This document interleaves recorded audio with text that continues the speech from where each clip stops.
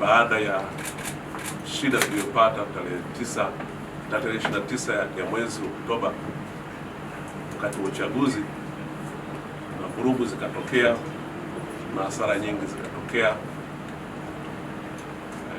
mali zikaharibiwa, watu wakafariki,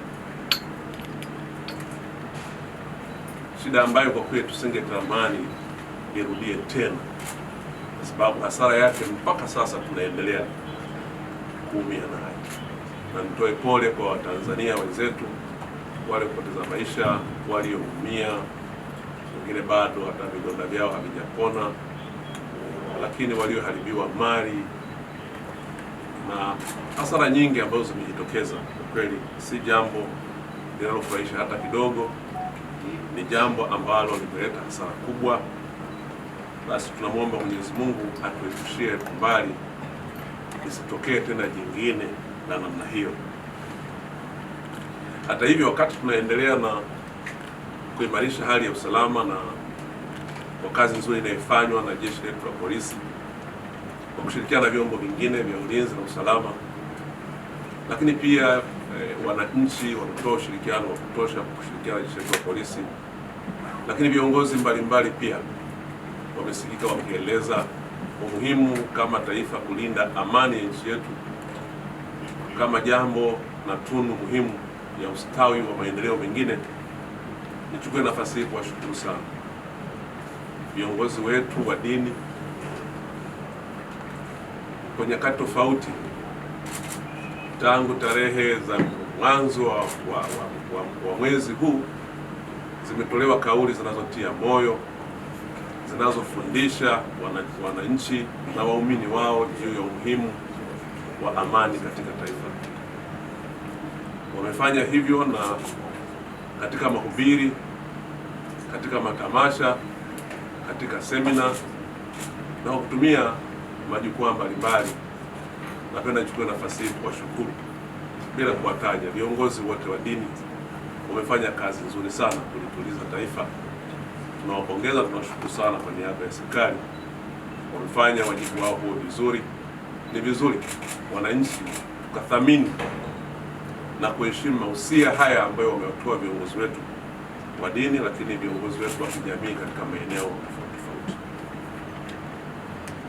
Kama ambavyo mmesikia, tarehe 3 jeshi la polisi lilitoa taarifa ya tishio jingine ambalo linahamasishwa kwenye mitandao na wanaharakati mbalimbali na watu mbalimbali wasioitakia mema nchi yetu. Wameendelea kuhamasisha na kusema tarehe 9 ya mwezi huu wa 12, yani kesho, kuna watu wanahamasisha na kupanga kufanya maandamano wanayoyaita ya amani yasiyokuwa na ukomo. Maandamano hayo ya amani yasiyokuwa na ukomo hayaonekani yanaombwa na nani, kwa utaratibu gani, lakini maandamano ambayo tunafahamu sisi yaliyo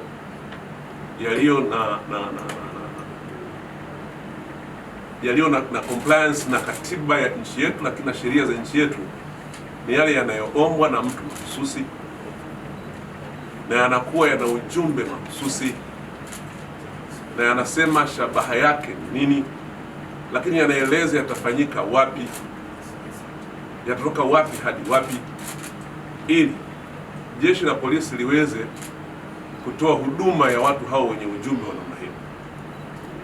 Haya yanayoelezwa kama ambavyo imeelezwa katika taarifa kwa umma ya jeshi la polisi iliyotolewa tarehe 5 ni kwamba hayana muombaji, hayaelezi yanatoka wapi kwenda wapi, hayaelezi ujumbe ni nini, ila tu yanaeleza kwamba yatakuwa hayana ukomo, na tunaambiwa kwamba ni makubwa kuliko yale ya tarehe 29.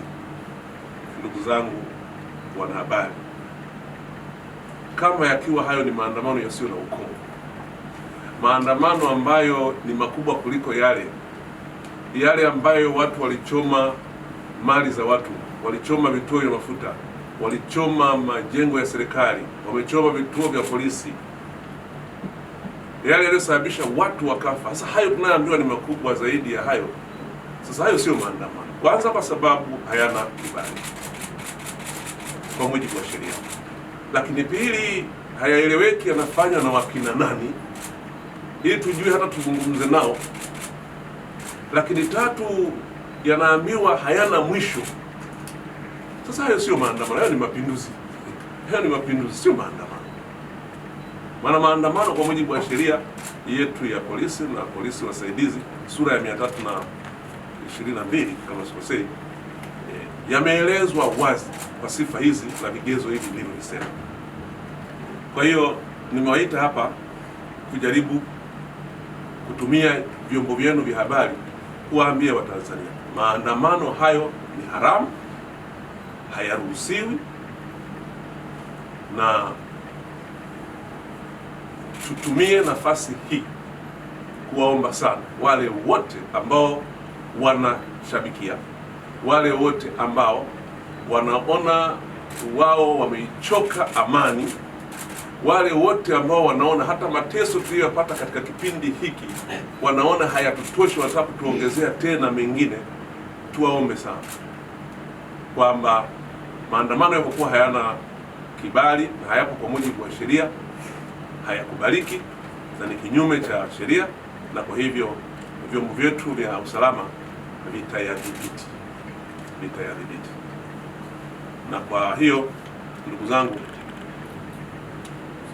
tuko hapa sisi kama Wizara ya Mambo ya Ndani yenye jukumu la kuwalinda wananchi na mali zao, kuwaomba sana wananchi wengine ambao hawahusiki na mpango huo kuto kushabikia, kuto kujitokeza, wala iwe ni kwenye mtandao au kujitokeza kwenda kuangalia au kuchungulia tu hicho wanachokifanya, kama kweli watakifanya, ingawa hatuamini, lakini lazima tujiandae, kwa sababu kazi yetu sio kujaribisha. Kazi yetu ni kuhakikisha kwamba tuna wakati wote wananchi wanakuwa salama, wao na mali zao. Kwa hiyo waombe sana wananchi wasithubutu kujitokeza, kwa sababu maandamano haya ni haramu. Maana kuna wakati mwingine wengine wajitokeza bila hata kujua pengine anachokimbilia ni kitu gani, na kujikuta amejiingiza kwenye kitu asichokifahamu. Kwa hiyo mjizuie kuhamasisha kwenye mitandao, mjizuie pia kushiriki kwa namna yoyote ile, lakini mtusaidie pia kutoa taarifa pale mnapohisi kuna viashiria vya watu ambao wanataka kutekeleza mpango wa kuleta maandamano ya siku hiyo ya tarehe 9 kwa maana ya kesho. Naomba pia nichukue nafasi hii kutoa taarifa kama wajibu muhimu sana kwa vyombo vyetu ili viweze kufanyia kazi hizo taarifa, basi liwe ni jukumu ambalo wananchi wote kwa mapenzi tulionayo kwa nchi yetu tutalitekeleza.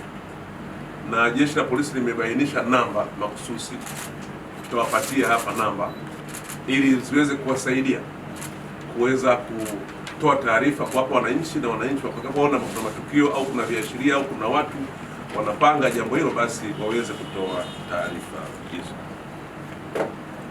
Nichukue nafasi hii kuwatakia kila la heri katika sikukuu za mwisho wa mwaka, kianza na siku ya kesho ambayo ni siku yetu ya kusherehekea uhuru wetu, miaka 64 ya uhuru.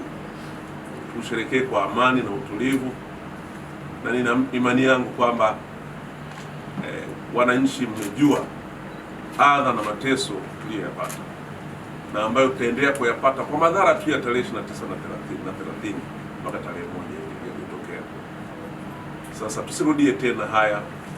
Mimi na wenzangu tunawaomba sana wananchi tuipende nchi yetu. Mashabiki wengi wanaosuka hii mipango na kufanya, wengi wao unaona hawako hata hapa nchini, na wale walioko hapa pengine wamechoka na hii hali, lakini tunaomba sana, tulio wengi tumeona madhara yake. Madhara ni makubwa sana, mateso ni makubwa. Tunazungumzia watu ambao wameathirika kwenye maandamano, lakini tufahamu kwamba wako walioshindwa kwenda hospitali wakiwa wanaumwa siku zile za maandamano. Tufahamu kwamba kuna watu waliokuwa na appointment na madaktari wanatakiwa kwenda kujifungua, na ndio siku imefika tarehe ile huwezi kwenda hospitali. Hali ilikuwaje? Tufahamu kwamba kuna watu waliokuwa wagonjwa, tuna wazee wetu wagonjwa wana hali mbaya, maisha yao ni hospitali. Inapokuwa kuna hali ya upotevu wa amani, ujue kwamba hakuna kinachoendelea. Tufahamu kwamba sasa watu wanaogopa hata kuleta chakula Dar es Salaam. Hali si nzuri hata hapa Dar es Salaam, hasa kwenye miji mikubwa, kwa sababu aina ya maandamano yale yalikuwa ni kama, kwa kweli si jambo ambalo lilitegemea. Kwa hiyo rai yangu ni kwamba maandamano au fujo zote ni tabu na ni mateso kwa watu wasiohusika kuliko wanaohusika.